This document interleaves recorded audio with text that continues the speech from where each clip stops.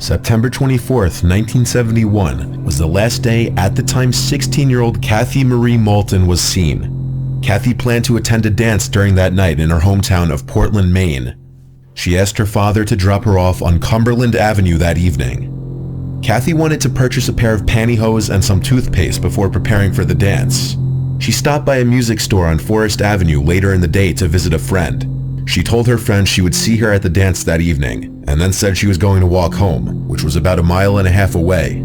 She was last seen walking down Forest Avenue after leaving the music store, and she was seen carrying a brown leather Mexican clutch purse, which contained her house key, 2 tubes of toothpaste, and a very small amount of cash. When she didn't arrive home by dinner time, her parents knew something was wrong and reported her missing. Kathy was seen in a stolen blue Cadillac with her friend named Lester Everett, though it is possible that Kathy willingly left with him. There were reported sightings of Kathy, Lester, and another young man in a remote area of Aroostook County a few weeks after her disappearance. The second young man was Ronald Reed Purley. However, Lester was eventually found alone, and he claimed to not know where Kathy was. A garage employee at Fort Fairfield in Aroostook County remembered seeing Kathy, Lester, and Ronald. They came to the garage to buy new tires for the Cadillac. The employees said Ronald appeared to be controlling Kathy's movements, even walking her to and from the bathroom with his hand on the back of her neck. Across the border on the Tobique Reserve, witnesses said they saw Lester and Kathy for a few days in September 1971, before the two went to a farm in the Mars Hill area of Aroostook County where they started working on a potato field at McBride's farm. Kathy was completely distrusting of Lester and continually begged to go back home to Portland, which he refused.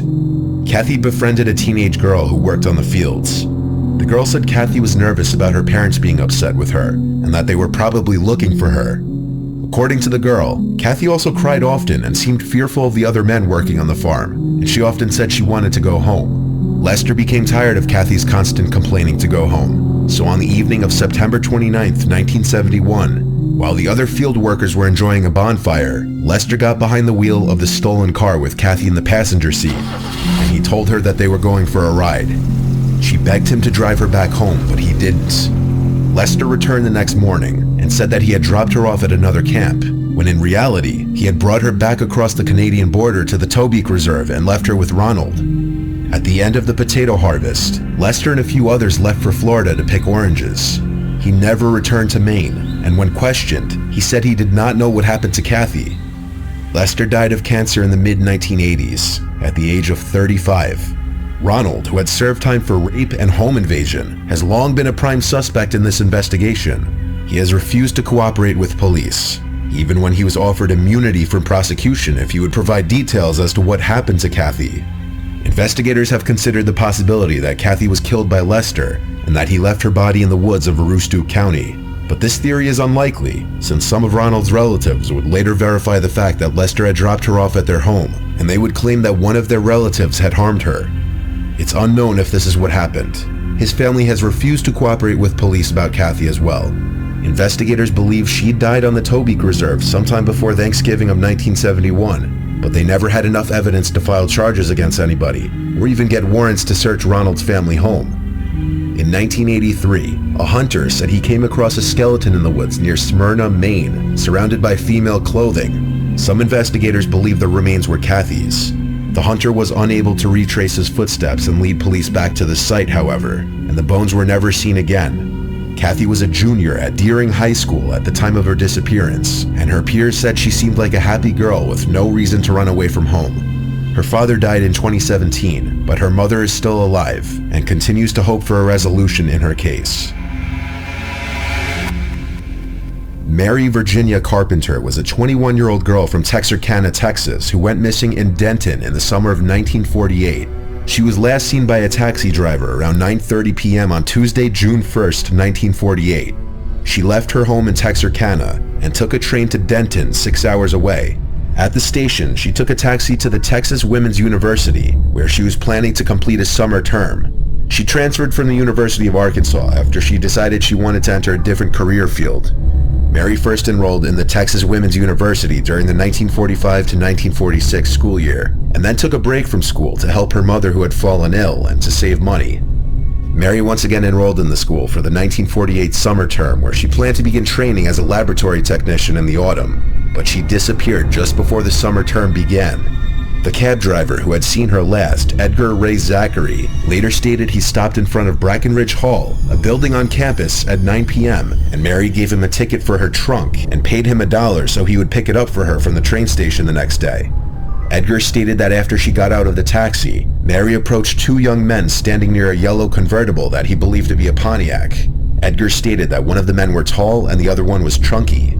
Mary approached the men as if she knew them and began to speak to them, and Edgar, assuming they were just her friends, drove away.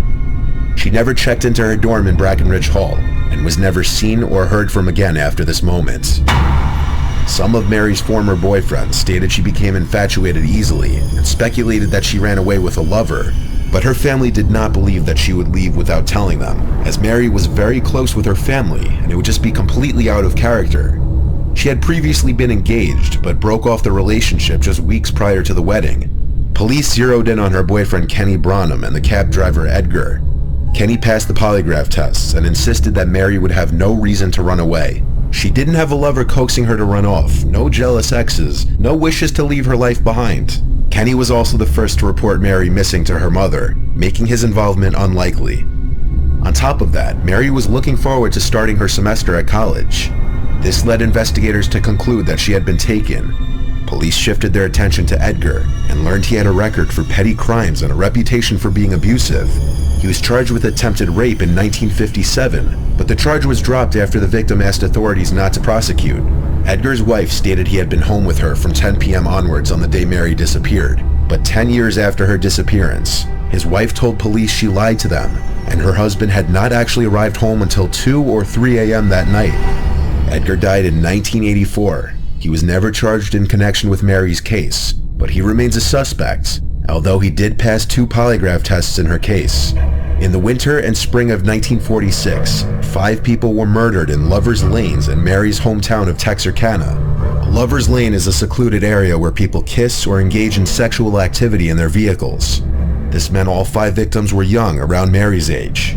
The crimes are believed to have all been committed by the same person. The murderer was never caught and became known as the Texarkana Phantom Killer. Mary was actually well acquainted with 3 of the killer's victims, creating suspicion that her case was linked with these murders, but police found no evidence to support this theory. In 1998, police received a tip that 2 men had raped and killed Mary shortly after her disappearance and buried her body in a dam at a stock tank near the Texas Women's University campus. The suspects were both deceased by this time, however. Police investigated this dam based on the information, but uncovered no evidence. Numerous leads and possible sightings of Mary have surfaced throughout the decades, but no solid evidence has been uncovered. Both of Mary's parents have passed away, and she was an only child, but her 3 cousins still hope to find closure in this case one day. Like Mary, Army veteran Alvin Matlock was also 21 years old at the time that he went missing in the spring of 1951. There were a lot of theories as to what happened to him, but none of them were pleasant. Alvin was last seen in Spokane, Washington, and at the time of his disappearance, he lived in a cabin on Browns Mountain in Spokane County. His little brother Clyde, who was 12 years old when Alvin disappeared, is now 83, and to this day still hopes his brother's body is found. Clyde and his wife Patricia went to the inaugural missing person event hosted by the Spokane County Medical Examiner's Office in 2016. At this event, which was held to help facilitate locating missing people, attendees could file police reports, submit DNA and dental records, and provide photographs of loved ones. Alvin had spoken to family members in March and informed them of his cabin's location. As far as his disappearance, his family first suspected something wasn't right when Alvin didn't show up to the family dinner on Thanksgiving Day 1951. His worried mother drove to his cabin on Brown Mountain to find the cabin empty and both of his vehicles gone. The family was told by a neighbor that he had quietly packed up and gone to Alaska. Clyde and other family members believed this for a while, mostly because they wanted to.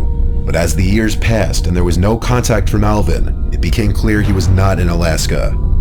The story going around was that Alvin was having an affair with a married woman and had got into a fight with the woman's husband when he found out about what was going on.